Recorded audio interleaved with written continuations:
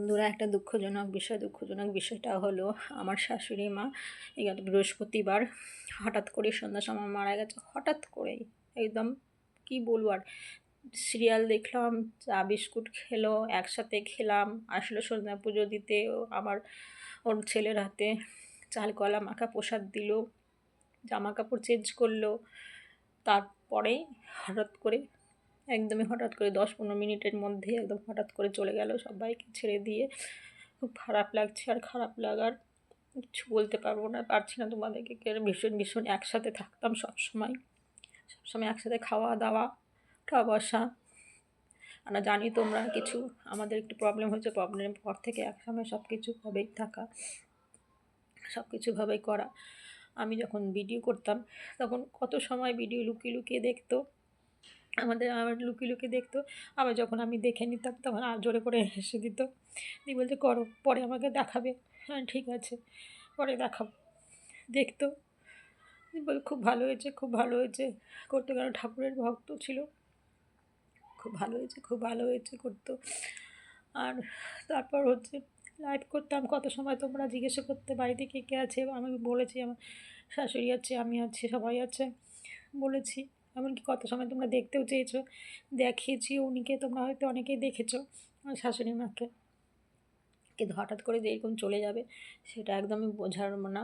অসুখে পড়ে থাকতো, বিছানায় পড়ে থাকতো, যে হ্যাঁ বাবা চলে যাওয়ার মতো সময় হয়ে গেছে, ঠিক আছে চলে গেছে। একদম হঠাৎজনক বিষয়টা হয়েছে না, মানে ওটাই একটা বলা সম্ভব না কীভাবে হয়েছে। চলো তোমাদেরকে দেখাচ্ছি পুজো করতে করতে কীভাবেই হয়েছে।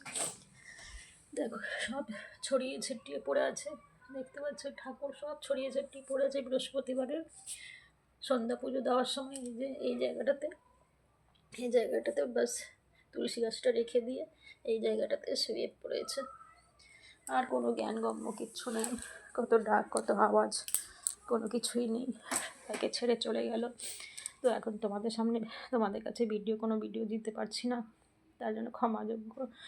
আমার শাশুড়িকে অনেকেই চেনো, অনেকেই জানো, অনেকেই দেখেছো তোমরা। আর ভগবান নিয়ে সবসময় থাকতো, ঠাকুর নিয়ে সবসময় থাকতো।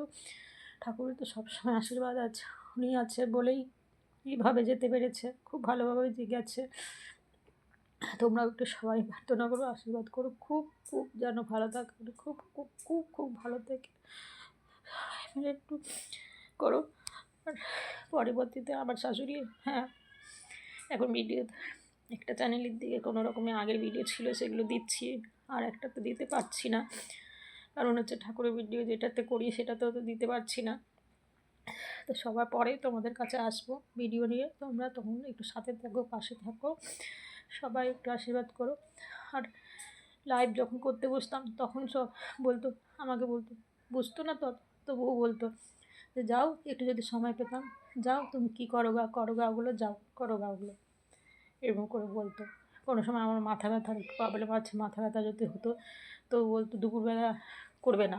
সময় পেতাম তো, যখন সময় পেতাম তখন একটু করতাম। দুপুরবেলা করবে না, দুপুরবেলা একটু ঘুমাবে, দুপুরবেলা করবে না, বক করবে না, কথা বলবে না বলতো। চলো, যাই হোক, একা একা থাকতাম, একা করতো, খেত, বসতো, উঠতো, সব রকমই একটা ব্যাপার ছিল। আর এইভাবে যে হঠাৎ করে চলে যাবে ওটাই ভোলার না,